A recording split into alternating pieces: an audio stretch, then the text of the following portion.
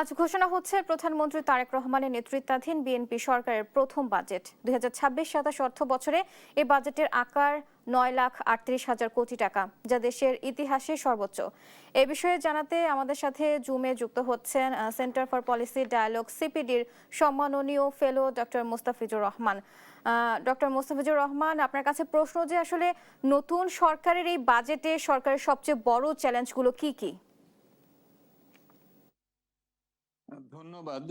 ২০২৬-২৭ সালের বাজেট তো নতুন সরকারের প্রথম বাজেট এবং অনেকগুলি চ্যালেঞ্জ নিয়ে এই বাজেটটা প্রণয়ন করা হয়েছে বলে মনে হয়।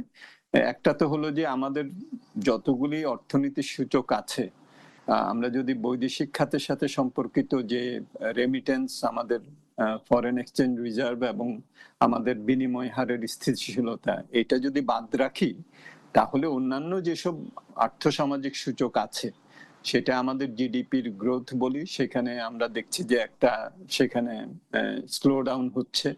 আমরা যদি সরকারি খাতের বিনিয়োগ বলি, বেসরকারি খাতের বিনিয়োগ বলি, সেখানেও একটা স্তিমিত ভাব আমরা লক্ষ্য করছি। ব্যক্তি খাতের যে ঋণ প্রবাহ এবং ব্যাংক থেকে ঋণ নেয়া, সেখানেও আমরা দেখছি যে যেটা প্রজ্ঞাপন করা হয়েছিল বাংলাদেশ ব্যাংকের মনিটারি পলিসি স্টেটমেন্টে, তারও প্রায় অর্ধেকের কাছাকাছি সেখানে গেছে। আমরা যদি লেবার ফোর্স সার্ভে দেখি, সেখানেও দেখা যাচ্ছে যে আমাদের যে কর্মনিয়োজন, সেখানে একটা নেতিবাচক একটা প্রভাব আমরা দেখছি। সবটা মিলে সামষ্টিক অর্থনীতি একটা স্তিমিত একটা পর্যায়ের মধ্য দিয়ে যাচ্ছে এবং বেশ কিছু সূচকের অবনমন হয়েছে। তারপরে আমরা যদি মূল্যস্ফীতির কথা বলি, সেটাও উচ্চ স্তরে রয়ে গেছে এবং মানুষের জীবন মানের একটা অবনমন আমরা গত কয়েক বছরে দেখেছি। সো বিনিয়োগ, কর্মসংস্থান, মূল্যস্ফীতি সবগুলোই একটা চ্যালেঞ্জের মধ্যে আছে। দ্বিতীয় যেটা, সেটা হলো যে এবারে তো যে নবনির্বাচিত সরকার একটা বড় ম্যান্ডেট নিয়ে আসছেন, অনেকগুলি প্রতিশ্রুতি তারা দিয়েছেন। সুতরাং এই বাজেটে সেই প্রতিশ্রুতিগুলির প্রতিফলন থাকতে হবে। সম্পূর্ণটা যদি নাও করতে পারেন, অন্তত পক্ষে এটার যে শুরু, সেটার একটা প্রতিফলন সেখানে থাকবে।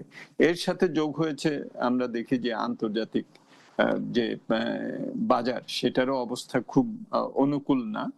এখানে আমাদের মিডল ইস্টে যুদ্ধের ফলে আমাদের সমন্বয় করতে হয়েছে আমাদের এনার্জি প্রাইস এবং আমাদের বিদ্যুতের বিল সবই। তো সবটা মিলে আমার মনে হয় যে বিভিন্নমুখী একটা চ্যালেঞ্জের সম্মুখীন তারা হয়েছেন এবং এটাকে কাটিয়ে ওঠার জন্য বাজেটে আমরা প্রতিফলন দেখব যে এখানে ব্যয় বেশ বড় আকারের বৃদ্ধি করা প্রয়োজনীয়তা দেখা দিবে। আবার অন্য দিক থেকে যাতে ঘাটতি অর্থায়ন আমাদের নিয়ন্ত্রণের মধ্যে থাকে, সেটার জন্য আমাদেরকে আমাদের রাজস্ব আদায়ের দিকে একটা বড় ধরনের এখানে ধাক্কা দেওয়ার প্রয়োজন। সো এই সবটা মিলে আমার মনে হয় যে সামষ্টিক অর্থনীতির যে চ্যালেঞ্জগুলো পুঞ্জীভূত হয়েছে, জনগণের যে একটা আকাঙ্ক্ষা, সেটাকে মিট করা এবং আন্তর্জাতিক যে আমাদের প্রতিকূল পরিবেশ, সেটাকে সামাল দেওয়া, এই চ্যালেঞ্জগুলো ত্রিমুখী চ্যালেঞ্জ নিয়ে এই বাজেটটা প্রণীত হতে যাচ্ছে। আপনার কাছে আরো একটি প্রশ্ন রাখতে চাই, সেটা হচ্ছে যে আসলে বাজেট বাস্তবায়ন কতটুকু সম্ভব এবং আসলে রাজস্ব আদায়ে যে লক্ষ্যমাত্রা ধরা হয়েছে তা কতটা বাস্তবায়ন সম্ভব?